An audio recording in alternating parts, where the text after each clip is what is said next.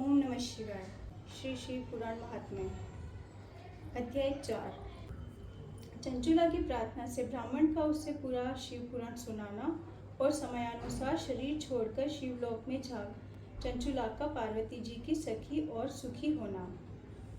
ब्राह्मण बोले, नारी, सौभाग्य की बात है कि भगवान शंकर की कृपा से शिव पुराण की इस वैराग्य युक्त कथा को सुनकर तुम्हें समय पर चेत हो गया है। ब्राह्मण पत्नी, तुम डरो मत, भगवान शिव की शरण में आओ। शिव की कृपा से सारे पाप तत्काल नष्ट हो जाता है। मैं तुमसे भगवान शिव की कीर्ति कथा से युक्त उस परम वस्तु का वर्णन करूंगा जिससे तुम्हें सदा सुख देने वाला उत्तम गति प्राप्त होगी।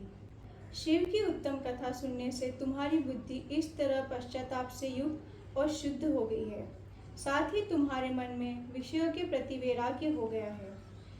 पश्चाताप ही पाप करने वाले पापियों के लिए सबसे बड़ा प्रायश्चित है।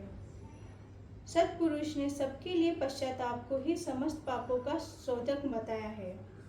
पश्चाताप से ही पापों की शुद्धि होती है। जो पश्चाताप करता है वही वास्तव में पाप को प्रायश्चित करता है, क्योंकि सत्पुरुष ने समस्त पापों के शुद्धि के लिए जैसे प्रायश्चित का उद्देश्य किया है वह सब पश्चाताप से संपन्न हो जाता है।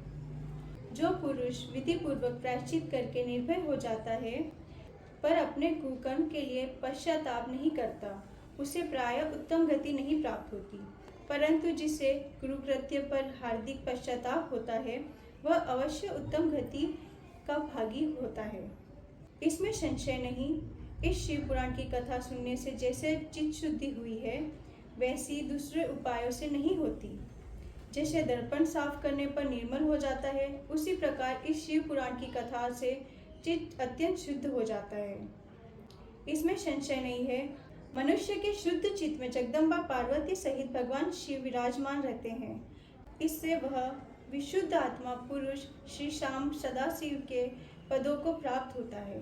इस उत्तम कथा का श्रवण समस्त मनुष्य के लिए कल्याण का बीज है। अतः यथोचित शास्त्र युक्त मार्ग से इसकी साधना अथवा सेवा करनी चाहिए। यह भवबंधन रूपी रोग का नाश करने वाली है। भगवान शिव की कथा को सुनकर फिर अपने हृदय में इसका मनन एवं निधि ध्यान करना चाहिए। इससे पूर्णतया चित्त शुद्धि हो जाती है। चित्त शुद्धि होने से महेश्वर की भक्ति अपने दोनों पुत्रों ज्ञान और वैराग्य के साथ निश्चित ही प्रकट होती है। तत्पश्चात महेश्वर के अनुग्रह से दिव्य मुक्ति प्राप्त होती है। इसमें संशय नहीं है। जो मुक्ति से वंचित है उसे पशु समझना चाहिए, क्योंकि उसका चित्त माया के बंधन में आसक्त है। वह निश्चय ही संसार बंधन से मुक्त नहीं हो पाता। ब्राह्मण पत्नी, इसलिए तुम विषयों से मन को हटा लो और भक्ति भाव से भगवान शंकर की इस परम पावन कथा को सुनो। परमात्मा शंकर की इस कथा को सुनने से तुम्हारे चित्त की शुद्धि होगी और इससे तुम्हें मोक्ष की प्राप्ति होगी। जो निर्मल चित्त से भगवान शिव के चरणारविंद को चिंतन करता है उसकी एक ही जन्म में मुक्ति हो जाती है। यह मैं तुमसे सत्य कहता हूँ। जो अपने पापों के कारण आतंकित थी उन महान शिव भक्त ब्राह्मण से हाथ जोड़कर गदगद वाणी में बोली। चंचुला ने कहा, ब्राह्मण, शिव भक्त में श्रेष्ठ स्वामी आप धन्य है, परमार्थदर्शी हैं तथा सदा परोपकार में लगे रहते हैं। इसलिए श्रेष्ठ साधु पुरुष में प्रशंसा के योग्य है। साधु, मैं नरक के समुद्र में गिर रही हूँ, आप मेरा उद्धार कीजिए, उद्धार कीजिए। पौराणिक अर्थ तत्व से संपन्न जिस सुंदर शिव पुराण की कथा को सुनकर मेरे मन में संपूर्ण विषय से वैराग्य उत्पन्न हो गया है, उसी शिव पुराण को सुनने के लिए इस समय में मन में बड़ी श्रद्धा हो रही है। शुचि कहते हैं, ऐसा कहकर हाथ जोड़कर उनका अनुग्रह पाकर चंचुला उस शिव पुराण की कथा को सुनने की इच्छा मन में लिए उन ब्राह्मण देवता की सेवा में तत्पर हो वहां रहने लगी। तदंतर शिव भक्तों में श्रेष्ठ और शुद्ध बुद्धि वाले उन ब्राह्मण देव ने उसी स्थान पर उस स्त्री को शिव पुराण की उत्तम कथा सुनाई। इस प्रकार उस गोकर्ण नामक महाक्षेत्र में उन्हीं श्रेष्ठ ब्राह्मण से उसने शिव पुराण की वह परम उत्तम कथा सुनी, जो भक्ति, ज्ञान और वैराग्य को बढ़ाने वाली तथा मुक्ति देने वाली है। उस परम उत्तम कथा को सुनकर वह ब्राह्मण पत्नी अत्यंत कृतार्थ हो गई। उसका चित्त शीघ्र ही शुद्ध हो गया। फिर भगवान शिव के सगुण रूप का चिंतन होने लगा। इस प्रकार उसने भगवान शिव में लगी रहने वाली उत्तम बुद्धि पाकर शिव के सच्चिदानंदमय स्वरूप का बारंबार चिंतन आरंभ किया। तत्पश्चात समय के पूर्व होने पर भक्ति, ज्ञान और वैराग्य से युक्त हुई चंचुला अपने शरीर को बिना किसी कष्ट के त्याग दिया। इतने में ही त्रिपुर शत्रु भगवान शिव का भेजा हुआ एक दिव्य विमान द्रुत गति से वहां पहुंचा, जो उसके अपने गणों से संयुक्त और भांति भांति के शोभा साधनों से संपन्न था। चंचुला उस विमान पर आरूढ़ हुई और भगवान शिव के श्रेष्ठ पार्षदों ने उसे तत्काल शिवपुरी में पहुंचा दिया। उसके सारे मल धुल गए थे। वह दिव्य रूप धारिणी दिव्यांगना हो गई थी। उसके दिव्य अवयव उसकी शोभा बढ़ाते थे। मस्तक पर अर्धचंद्रा का मुकुट धारण किए वह गौरांगी देवी शोभाशाली दिव्य आभूषण से विभूषित थी। शिवपुरी में पहुंचकर उसने सनातन देवता त्रिनेत्रधारी महादेव जी को देखा। सभी मुख्य देवता उनकी सेवा में खड़े थे। गणेश, भृंगी, नंदीश्वर तथा वीरभद्रेश्वर आदि उनकी सेवा में उत्तम भक्ति भाव से उपस्थित थे। उनकी अंग कांति करोड़ों सूर्य के समान प्रकाशित हो रही थी। कंठ में नील चिन्ह शोभा पाता था। 5 मुख और प्रत्येक मुख से 3 नेत्र थे। मस्तक पर अर्धचंद्राकार मुकुट शोभा देता था। उन्होंने अपने वामन भाग में गौरी देवी को बिठा रखा था, जो विद्युत पुंज के समान प्रकाशित थी। गौरीपति महादेव जी की कांति कपूर के समान गौरी थी। उनका सारा शरीर श्वेत भस्म से भासित था। शरीर पर श्वेत वस्त्र शोभा पा रहे थे। इस प्रकार परम उज्जवल भगवान शंकर का दर्शन करके वह ब्राह्मण पत्नी चंचुला बहुत प्रसन्न हुई। अत्यंत प्रत्युक्त होकर उसने बड़ी उतावली के साथ भगवान को बारंबार प्रणाम किया। फिर हाथ जोड़कर वह बड़े प्रेम, आनंद और संतोष से युक्त हो गई। उसके नेत्रों से आनंदाश्रुओं की विरल धारा बहने लगी तथा संपूर्ण शरीर में रोमांच हो गया। उस समय भगवती पार्वती और भगवान शंकर ने उसे बड़ी करुणा के साथ अपने पास बुलाया और सौम्य दृष्टि से उसकी ओर देखा। पार्वती जी ने दिव्य रूप धारिणी बिंदु प्रिया चंचुला को प्रेम पूर्वक अपनी सखी बना लिया। वह उस परमानंद ज्योति स्वरूप सनातन धाम में अविचल निवास पाकर दिव्य सौम्य से संपन्न हो अक्षय सुख को अनुभव करने लगी। अध्याय 5। चंचुला के प्रयत्न से पार्वती जी की आज्ञा पाकर तुंगरु का विंध्य पर्वत पर शिव पुराण की कथा सुनाना व बिंदुग्न का पिशाच योनि से उद्धार करना तथा उन दोनों दंपति का शिवधाम में सुखी होना। शुद्ध जी बोले, शौनक, एक दिन परमानंद में निमग्न हुई चंचुला ने उमा देवी के पास जाकर प्रणाम किया और दोनों हाथ जोड़कर वह उनकी स्तुति करने लगी।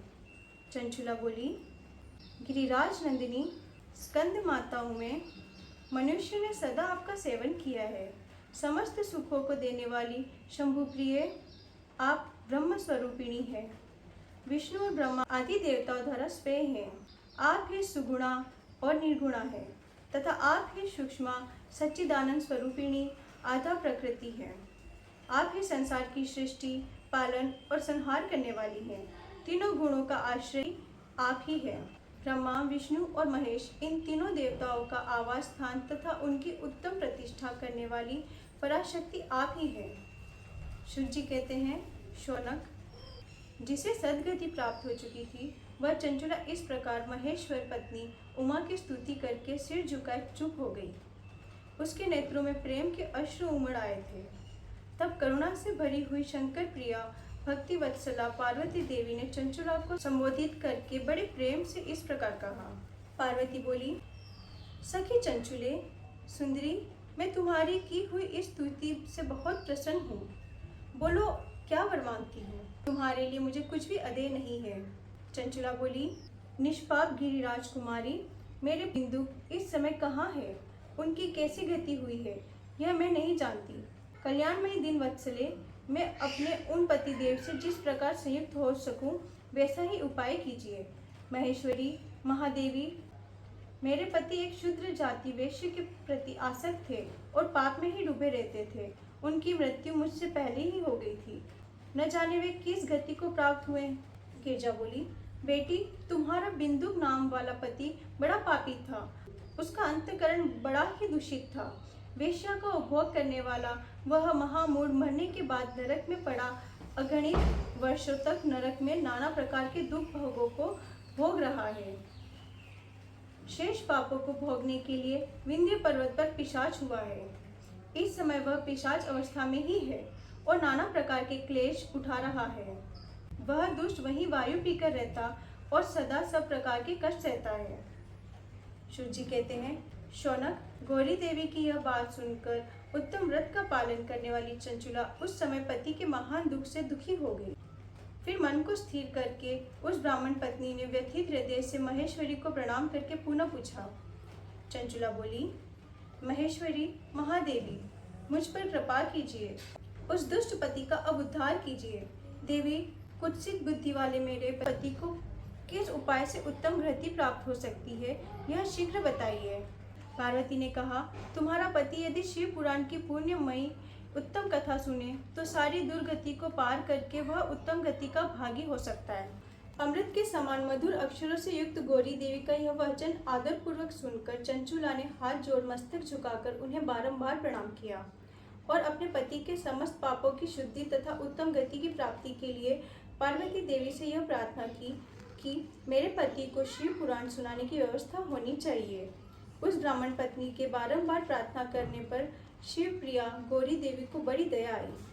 उन भक्त वत्सला महेश्वरी गिरजा कुमारी ने भगवान शिव की उत्तम कीर्ति का गान करने वाले गंधर्व राज तुमरू को बुलाया। उनसे प्रयत्नपूर्वक इस प्रकार कहा। क्रोध के कारण उसकी बुद्धि पर मूर्छा छा गई थी। वह करते हुए क्या विवेक नहीं कर पाता था। अभक्ष्य भक्षण, सज्जनों से द्वेष और दूषित वस्तुओं का दान लेना, यही उसका स्वाभाविक कर्म बन गया था। वह अस्त्र शस्त्र लेकर हिंसा करता, बाएं हाथ से खाता, दिनों को सताता और क्रूरतापूर्वक पराये घरों में आग लगा देता। चांडालों से प्रेम करता और प्रतिदिन वेश्या के संपर्क में रहता था। वह दुष्ट था।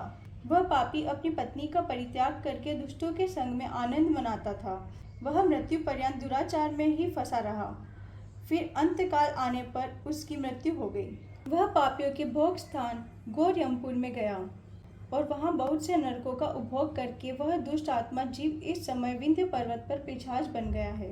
वह दुष्ट पिशाच अब पापों का फल भोग रहा है। तुम उसके आगे यत्न पूर्वक शिव पुराण की उस दिव्य कथा का प्रवचन करो, जो परम पुण्यमयी तथा समस्त पापों का नाश करने वाली है। शिव पुराण की कथा का श्रवण सबसे उत्कृष्ट पुण्य कर्म है। उससे उसका हृदय शीघ्र ही समस्त पापों से शुद्ध हो जाएगा और प्रेत योनि का परित्याग कर देगा। इस दुर्गति से मुक्ति होने पर बिंदुक नाम पिशाच को मेरी आज्ञा से विमान पर बिठाकर तुम भगवान शिव के समीप ले आओ। सूत जी कहते हैं, शौनक, महेश्वरी उमा के इस प्रकार आदेश देने पर गंधर्वराज तुमरू मन ही मन बहुत प्रसन्न हुए। उन्होंने अपने भाग्य की सराहना की। तत्पश्चात उस पिशाच की सती साध्वी पत्नी चंचुला के साथ विमान पर बैठ नारद के प्रिय मित्र तुमरू वेगपूर्वक विंध्याचल पर्वत पर गए। वहां जहां वह पिशाच रहता था, वहां उन्होंने उस पिशाच को देखा। उसका शरीर विशाल था, थोड़ी बहुत बड़ी थी। वह कभी हंसता, कभी रोता, कभी उछलता और उसकी आकृति बड़ी विकराल थी। भगवान शिव की उत्तम कीर्ति का गान करने वाले महाबली तुमरू ने उस अत्यंत भयंकर पिशाच को पाशों द्वारा बांध लिया। तदंतर तुमरू ने शिव पुराण की कथा बांचने का निश्चय करके महोत्सव युक्त स्थान, मंडप आदि की रचना की। इतने में ही संपूर्ण लोकों में बड़ी वेग से यह प्रचार हो गया कि देवी पार्वती की आज्ञा से पिशाच का उद्धार करने के उद्देश्य से शिव पुराण की कथा सुनाने के लिए तुमरू विंध्य पर्वत पर गए हैं। फिर तो उस कथा को सुनने के लिए लोभ से बहुत से देवर्षि भी शीघ्र ही वहां पर आ पहुंचे। आदरपूर्वक शिव पुराण सुनने के लिए आए हुए लोगों का उस पर्वत पर बड़ा अद्भुत और कल्याणकारी समाज जुट गया।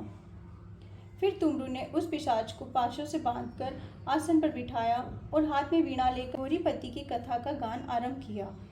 पहली अर्थात विदेश्वर संहिता से लेकर 7वीं वायु संहिता तक महात्म्य संहिता पुराण की कथा का उन्होंने स्पष्ट वर्णन किया। सातों संहिता सहित शिव पुराण का आदेश पूर्वक श्रवण करके वे सभी श्रोता पूर्णतः कृतार्थ हो गए।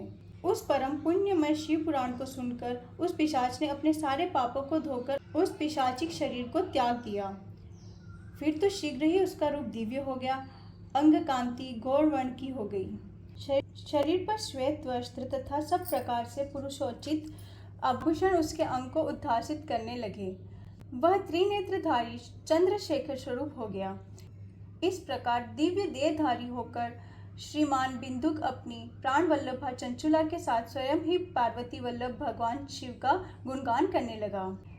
उसकी स्त्री को इस प्रकार दिव्य स्वरूप से सुशोभित देख वे सभी देवर्षि बड़े विस्मित हुए। उनका चित्त परमानंद से परिपूर्ण हो गया। भगवान महेश्वर का वह अद्भुत चरित्र सुनकर वे सभी श्रोता परम कृतार्थ हो श्री शिव का यशोगान करते हुए अपने अपने धाम को चले गए। बिंदुक भी सुंदर विमान पर अपनी प्रियतमा के पास बैठ सुखपूर्वक आकाश में स्थित हो बड़ी शोभा पाने लगा। तदंतर महेश्वर के सुंदर मनोहर गुण का गान करता हुआ वह अपनी प्रियतमा तथा तुमरू के साथ शीघ्र ही शिवधाम में जा पहुंचा। वहां भगवान महेश्वर तथा पार्वती देवी ने प्रसन्नतापूर्वक बिंदुक का बड़ा सत्कार किया और उसे अपना पार्षद बना लिया। उसकी पत्नी चंचुला पार्वती जी की सखी हो गई। उस धुनीभूत ज्योति स्वरूप परमानंदमय सनातन धामों में अविचल निवास पाकर वे दोनों दंपति परम सुखी हो गए। ओम नमः शिवाय।